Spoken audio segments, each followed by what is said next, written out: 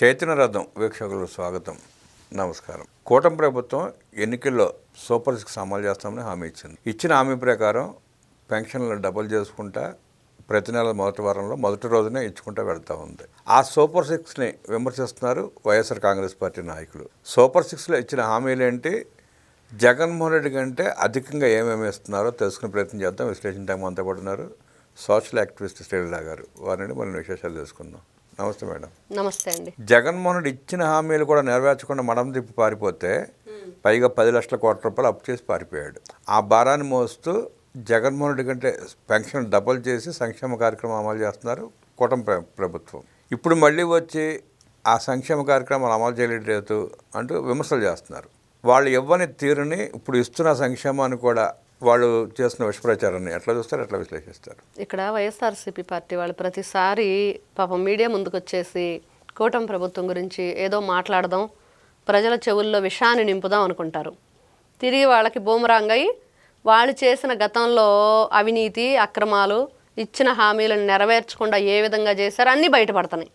అంటే వాళ్ళు మాట్లాడిన ప్రతిసారి మనం చెప్పాల్సి వస్తుంది ప్రజలకి, ఇదిగో బాబు 2019 నుంచి 24 మధ్య ఏం జరిగింది అంటే జగన్మోహన్ రెడ్డి నవ రత్నాలు అంటూ నవ మోసాలు చేశాడు అని. నవ మోసాలు చేశాడు అందరినీ. ఏది ఒక్కటి కూడా హామీ నెరవేర్చిన పాపాను పోలేదు. సరే నువ్వు అవి నెరవేర్చకపోగా ఇంకేదైనా చేసావా మంచి అంటే అది లేదు. కాబట్టి ఇట్లాంటి వ్యక్తుల గురించి చెప్పుకోవాలి అంటే ఒక పెన్షన్ విషయానికి వస్తే జగన్మోహన్ రెడ్డి అండి బ్యాచ్ మరి ఇదిగో మేము రాంగాల్ని 1000 రూపాయలు పెంచుతామన్నారు. కనీసం ఆ 250 కూడా మరి సంవత్సరం కంప్లీట్ అయిన తర్వాత కూడా మళ్ళీ 250 ఎంటర్ చేసే పరిస్థితే లేదు. మీరు గతంలో ఉన్న ఆ పెన్షన్ సంబంధించిన లిస్టు చూస్తే ఈ నవంబర్ నుంచి స్టార్ట్ చేస్తారనుకోండి, నెక్స్ట్ నవంబర్కి మరి 250 యాడ్ చేయాలి కదా, చేయరు. మళ్ళా జనవరి దాకా మళ్ళీ జనవరి పేరు చెప్పుకొని న్యూ ఇయర్ అది కదా, ఈ ఇయర్లో కదా స్టార్ట్ చేస్తామని చెప్పేసి అబద్ధాలు చెప్పుకుంటూ ప్రతి అడుగునా మోసం చేస్తూ రాష్ట్ర ప్రజల చెవుల్లో పెద్ద పెద్ద క్యాలీఫ్లవర్స్ పెట్టాడు జగన్మోహన్ రెడ్డి. కూడా ఎంతమందికి ఇచ్చాడు? సుమారుగా 40 లక్షల మంది లోపే అనుకుంటా. ఇవ్వటమే కాదండి, ఆ రోజున ఎంత మంది తొలగించాడు అనుకుంటున్నారు. కటింగ్లు, సైకిల్ ఉంటే కటింగ్, మోటార్ సైకిల్ ఉంటే కటింగ్, కారు ఉంటే కటింగ్. చెప్పాడుగా Jaganmohan Reddy bike toll gate కట్టాలని చెప్పేసి. అలా ఉంది ఆయన పరిపాలన. ఫ్రిడ్జ్ ఉంటే కట్ చేశారు, టీవీ ఉంటే కట్ చేశారు, ఆఖరి కిరాయికి తిప్పుకునే కార్లు ఉన్నా పెన్షన్లు కట్ చేశారు. చాలా దారుణంగా జగన్మోహన్ రెడ్డి పరిపాలన కొనసాగింది. 35 రూపాయలతో అన్న నందమూరి తారక రామారావు గారు స్టార్ట్ చేసింది. 500 నుంచి 2000 చేసింది నారా చంద్రబాబు నాయుడు గారు. ఎంత గొప్పగా ఆ రోజున అందరికీ భోజనాలు పెట్టి వాళ్ళందరికి కూడా మరి మీ కళ్ళల్లో ఆనందం చూడటానికి ఆకలి విలువ తెలుసు, పేదవాడి బాధ తెలుసు, మరి వాళ్ళకి బంగారు భవిష్యత్తుని ఇవ్వాలంటే ఏం చేయాలనే దిశగా నారా చంద్రబాబు నాయుడు గారి అడుగులు ఆలోచనలు ఉన్నాయి. మరి ఇట్లాంటి అసమర్థులను ఏమని చెప్పుకోవాలి?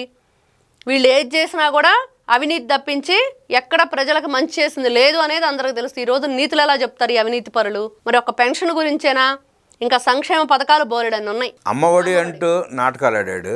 ఎంతమంది పిల్లలు ఉంటే అంతమందికి ఇస్తామన్నారు.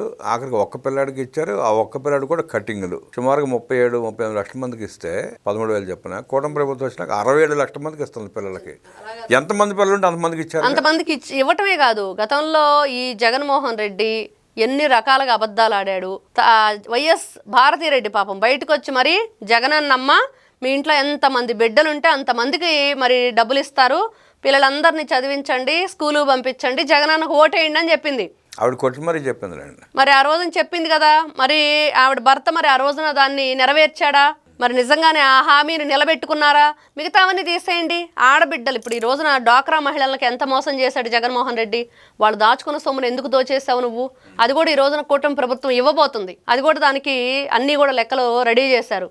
ఎన్ని వేల కోట్ల రూపాయలు వీళ్ళు ఏ బ్యాంకుల్లో ఎక్కడెక్కడ ఎన్ని గ్రూపులు ఉన్నాయి గ్రామాల్లో, మరి ఆ గ్రూపులకి ఎంతెంత జగన్మోహన్ రెడ్డి కొట్టేశాడు, దాన్ని ఏ విధంగా మనం రికవరీ చేయాలి వాళ్ళకని చెప్పేసి. అంటే ఏ విధంగా చెప్పుకోవాలి చెప్పండి? ఇంకా ఈయన చేయని మోసం అంటే ఏదైనా ఉందా? ఇంట్లో చెల్లికే ఆస్తి ఇవ్వలేదంటే ఆంధ్ర రాష్ట్ర ఆడపడుచులది కూడా లాగేసుకున్నాడు. వాళ్ళు కూడబెట్టుకున్న సొమ్ము ఎంత దారుణం! ఇంతకంటే నీచం ఇంకోటి ఉండిద్దా? ఇంకా ఏ మొహం పెట్టుకుని వీళ్ళు వచ్చి మేమేదో చేసామని చెప్తారు. అన్నదాత సుఖీ భవ అని చెప్పి ఇప్పుడు ఈ రోజున కూటమి ప్రభుత్వందే. గతంలో వాళ్ళు రైతు భరోసాని పెట్టారు. ఎన్ని అవకతవకలు చేశారు, ఎంతమంది రైతులకు మీరు ఇచ్చారు అంటే కేసీఆర్ కేటీఆర్ కనుక వాళ్ళ ఖాతాల్లోనే వాళ్ళ పొలాలకి డబ్బులు వేసుకున్నట్టుగా జగన్మోహన్ రెడ్డి వాళ్ళ నాయకులకి వాళ్ళ సంబంధించిన వ్యక్తులకి వేసుకున్నాడు తప్పించి అసలు సిసలైన రైతులకు ఎక్కడా ఇచ్చింది లేదు. మద్యం అసలు లేకుండా చేస్తాను, అది చేసిన రోజు రైతు భరోసా కేంద్ర ప్రభుత్వంతో కలిపి 12,000 అంత ఇచ్చినట్టున్నాడు. నేనే ఇచ్చానన్నాడు. మొత్తం నేనే ఇచ్చానని చెప్పాడు. కేంద్ర ప్రభుత్వం గురించి చెప్పలేదు. కేంద్ర ప్రభుత్వం చెప్పలేదు. కూటమి ప్రభుత్వం 20,000 హామీ ఇచ్చింది కేంద్ర ప్రభుత్వంతో కలిపి.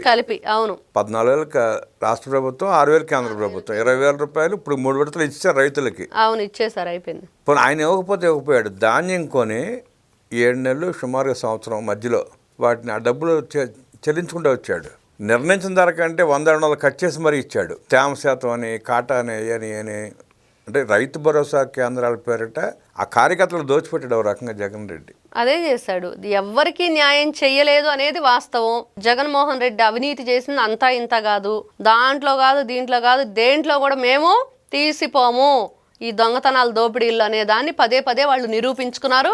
ఈ రోజున మరి ప్రతిసారి మేమేదో చేసామని చెప్పుకోవడానికి మీడియా ముందుకు వచ్చేసి ప్రజల చెవుల్లో పువ్వులు పెట్టడానికి ప్రయత్నం చేస్తుంటే, ఆల్రెడీ మీకు పెట్టాం మేము పువ్వులు, అయిపోయింది, అందుకనే 11కి ఇచ్చి ఇంట్లో కూర్చోబెట్టాం, మీరు ఇంకా మా చెవుల్లో పువ్వులు పెట్టడానికి ప్రయత్నిస్తే మేము ఒప్పుకోమనేది ప్రజలు తేల్చి చెప్పేస్తున్నారు. మరి అదే ప్రభుత్వం వాళ్ళ జగన్మోహన్ రెడ్డి అన్ని లక్షల కోట్ల రూపాయలు అప్పు చేసి పారిపోయిన రైతులకి ధాన్యం కొన 24 గంటల రూపు జమ చేస్తూ ఉంది. దీని గురించి ప్రశంసించరు, మాట్లాడరు. ఎలా అండి? ఇప్పుడు నారా చంద్రబాబు నాయుడు గారు పులివెందులకు నీళ్లు తీసుకొస్తే ఆ రోజున చూసాం, నువ్వు అడ్డంగా పడుకున్నా కూడా నీళ్లు తెస్తాను, నీ పులివెందులకు కూడా నీళ్లు తెస్తానని చెప్పి ఆయన స్వయంగా అసెంబ్లీలో చెప్తుంటే మళ్ళీ వినాలనిపించే సీన్ అది, చూడాలనిపించే అది అలా అంత బాగుండిద్ది అనమాట. ఎందుకంటే ఒక వ్యక్తి తలుచుకుంటే ఏదైనా చేయగలుగుతాడు, అది మంచి చెడు కాదు. ఈ గొడ్డల పార్టీకి ఏం తెలుస్తుంది? బాబాయిని నరికేయటం, చెల్లిని తల్లిని గెంటేయటం తప్పించి. ఇప్పటికి కూడా మరి రేపో మాపో జగన్మోహన్ రెడ్డి పాపం ప్రెస్ మీట్ పెడతాడంట. అంటే లండన్ మందులు పనిచేస్తున్నాయా లేదా అని చెప్పేసి టెస్ట్ చేసుకోవడానికి ఏ ప్రెస్ మీట్ అని చెప్పి ప్రజలు మాట్లాడుకుంటున్నారు. వెళ్ళొచ్చాడు కదా. అంటే ప్రజలు కూడా జబర్దస్త్ లాంటి కామెడీ షోలు మిస్ అయిపోయారు. మొన్న ఈ మధ్య చాలా రోజులు అయిందిలేండి, పాపం ప్రతాప్ అని ఒక సినిమా వచ్చింది. అతనికి ఒక విచిత్రమైన జబ్బు ఉండిద్ది. నిద్రలో లేచి మరి రకరకాల విన్యాసాలు చేస్తే ఏదో ఊహించుకుంటూ ఉంటాడు. కొట్టటాలు, పక్కన ఉన్న వాళ్ళని బాగా ఇబ్బందికి గురవుతూ ఉంటాడు. తనను తాను టెస్ట్ చేసుకోవాలంటే నేను నిద్రపోతానని చెప్పి వీడియోగ్రాఫర్కి డబ్బులు ఇచ్చి వీడియో తీయమంటాడు. అలా ఉంది ఈ రోజున జగన్మోహన్ రెడ్డి ప్రెస్ మీటు. పాపం ప్రతాప్ లాగా అయ్యో పాపం జగన్మోహన్ రెడ్డి అని చెప్పి చెప్పుకోవాల్సిన పరిస్థితి అనమాట. లండన్ వెళ్ళి వస్తున్నాను, మరి 2 రోజులు, వారం రోజులు నేను మెడిసిన్ వాడిన తర్వాత మళ్ళీ ప్రెస్ ముందుకు వస్తాను, వీడియోలు తీయండి, మరి నాలో మార్పులు చేర్పులు చెప్పండి అన్నట్లుగా ఉంటుంది. ఇది వీళ్ళ జీవిత గాథ. వీళ్ళు ప్రజలను పెట్టిన బాధలు చెప్పుకుంటూ ఈ రోజుకి కూడా మిమ్మల్ని ఏం చేసినా పాపం లేదు, మిమ్మల్ని ఏ విధంగా చెయ్యాలి అంటే ఈ రోజున వీళ్ళందరికీ మంచి ట్రీట్మెంట్ ఏంటి అంటే, నిన్న రోజా మాటలు మీరు విన్నారండి, ఎవరు కూడా మా జోలికి వస్తే వాళ్ళ చీటీ చినిగిద్ది అంటుంది. ఎవరు చీటీ ఎవరు చింపుతారో త్వరలోనే చూపిస్తారు. చెన్నై వెళ్తే చింపుతారు చీటీ ఖచ్చితంగా. ఇప్పుడు యోగి ఆదిత్యనాథ్ ట్రీట్మెంటే కరెక్ట్ ఈ వ్యక్తులకి, అది త్వరలో జరగబోతుంది అనేది వినిపిస్తూ ఉంది.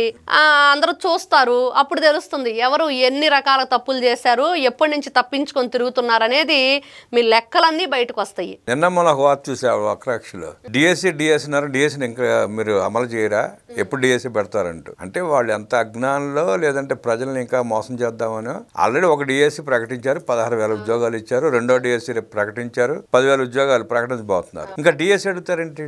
అసలు ఆ డిఎస్సీ జగన్మోహన్ రెడ్డి కండక్ట్ చేశాడండి, ఏమి చేయలేక సతికిల పడ్డాడు. మరి ఆయన గురించి వీళ్ళు మాట్లాడటం ఏంటి? అసలు మీరు ఏ రోజైనా సరే ఉద్యోగ కల్పన చేశాము అని ఎక్కడైనా ఉందా? ఎవరికైనా ఉద్యోగం ఇచ్చారా? అంటే ఎలక్షన్ ముందు దొంగ డిఎస్సీ ప్రకటించాడు, కాకపోతే దాన్ని సఫలం చేయలేకపోయాడు కదా. అన్ని విఫలం అయ్యే కదా వాళ్ళు చేసేది. కోర్టులో కేసులు వేయించుకున్నాడు దాని మీద. ఫెయిల్ అయిన సీఎం ఆయన, failure CM YS Jaganmohan Reddy. మరి ఇలాంటి వ్యక్తుల గురించి, గతంలో మీ నీచమైన పనుల గురించి చెప్పుకోవాలంటే టీచర్లకు గౌరవం లేకుండా వాళ్ళు పాపం ఆ టాయిలెట్లు ఫోటోలు పెట్టుకుంటూ మందుబాబులు క్యూలో నుంచోవాలంటే వాలంటీర్లుగా పనిచేసి, అంటే ఎక్కడా కూడా మన ప్రపంచంలో గురువుని ఇంత దారుణంగా మరి అగౌరవపరచడం మనం ఎక్కడ చూస్తుండం. ఒక జగన్మోహన్ రెడ్డి ఇలా చేశాడు. నిరుద్యోగుల గురించి వీళ్ళు నట్టేట ముంచారు అనేది వాస్తవం అండి. నిరుద్యోగుల్ని ఏమిచ్చాడు జగన్మోహన్ రెడ్డి? గంజాయి పెంచుకోండి, అమ్ముకోండి అని చెప్పాడు. లేకపోతే గంజాయి తాగండి, నాకు జై కొట్టండి అని చెప్పాడు. అంతకుమించి ఏం చెప్పాడు చెప్పండి? ఏమీ చెప్పలేదు. ఈ రోజున ఒక బుల్లెట్ బండి వస్తున్నా, లేకపోతే క్వాంటమ్ వ్యాలీ వస్తున్నా, లేకపోతే ఇంకొక ఏదైతే గూగుల్ డేటా సెంటర్ వస్తున్నా, ఇన్ని రకాల కంపెనీలు వస్తుంటే ఆయనకి ఏమనిపిస్తుంది అంటే భయం వేస్తుంది. అరే నేను పెంచి పోషించుకున్న ఈ గంజాయి బ్యాచ్ అంత వెనక్కి వెళ్ళిపోతే నాకు ఎవరు జై కొడతారు అని. ఇది వీళ్ళ పరిస్థితి. ఈ రోజున ఉద్యోగ కల్పనే ధ్యేయంగా ఆల్రెడీ పోలీస్ కానిస్టేబుల్ కానివ్వండి, డిఎస్సి కానివ్వండి, ఇవన్నీ నియామకాలు చేయటం, 1000 ఉద్యోగాలు ఇవ్వటమే కాకుండా ఈ కంపెనీల నుంచి, ఇప్పుడు మనం చెప్పుకుంటున్న కంపెనీల అన్నిటి నుంచి కూడా ప్రత్యక్షంగా పరోక్షంగా లక్షలాది ఉద్యోగ కల్పన, యువతకి భరోసా ఇవ్వటం, ఆ నిరుద్యోగం అనేది లేకుండా చేయటం అనేది లక్ష్యంగా ముందుకు తీసుకువెళ్తుంటే వీళ్ళ ఏడుపు ఏంటంటే రేపు వాళ్ళ జెండా పట్టేవాడు ఉండడని వాళ్ళ భయం, అంతమించి ఇంకేం లేదు. ఇప్పుడు వీళ్ళు గతంలో హామీ ఇచ్చారు, నెరవేర్చలేక లూటీ చేసి రాష్ట్రాన్ని పారిపోయారు అనుకోండి. కూటమి ప్రభుత్వం చేస్తుంది. ఈ ఒక రాజకీయ పార్టీకి వీళ్ళు ఏం చేయాలి? సరే ఇప్పుడు ఇట్లా ఇస్తున్నారు, ఎంతకంటే ఘనంగా ఇస్తాం మేము అని చెప్పుకోవాలి. అది చెప్పుకోకుండా తింగరి మాటలు పిచ్చివాగుడు వాగడాన్ని ఎట్లా చూస్తారండి? తెంగర పార్టీనే కదా అది, తింగరి పార్టీ. తెంగర మాటలు మాట్లాడుతుంటే జగన్మోహన్ రెడ్డి స్క్రిప్ట్ ఏ రోజైనా సరే వాళ్ళండి, ఇదిగో మేము చేసిన పనులు అసలు ఏవి కూడా నిజాలు కావు అని చెప్పి విత్ ప్రూఫ్స్తో వాళ్ళు గతంలో వాళ్ళ మీద ఎఫ్ఐఆర్ నమోదైనా వాళ్ళకి సంబంధించిన ఏదైనా సరే ఆ అఫిడవిట్లు కానివ్వండి, అవి కానివ్వండి, ఏదైనా డాక్యుమెంట్తో వచ్చారా? ఎప్పుడు చూడు వాళ్ళు స్క్రిప్ట్తో వస్తారు. ఆ స్క్రిప్ట్ ఏంటి అంటే అబద్ధాలు, అన్నీ అబద్ధాలే. గతంలో చేసిన అవినీతి నుంచి ఎలా తప్పించుకోవాలి, మేము అన్నీ కూడా నిజాలే చెప్పుకునే ప్రయత్నం చేస్తున్నాం తప్పించి మేము గతంలో చేసిన ఇవన్నీ కూడా ఏంటనేది వాళ్ళు ఎప్పుడు కూడా ఎక్కడా కూడా వాళ్ళు నిరూపించుకునే ప్రయత్నం చెయ్యరు. ఎందుకంటే ఎవరు నమ్మరు కాబట్టి, ఎక్కడ ఏం చేయలేదు కాబట్టి.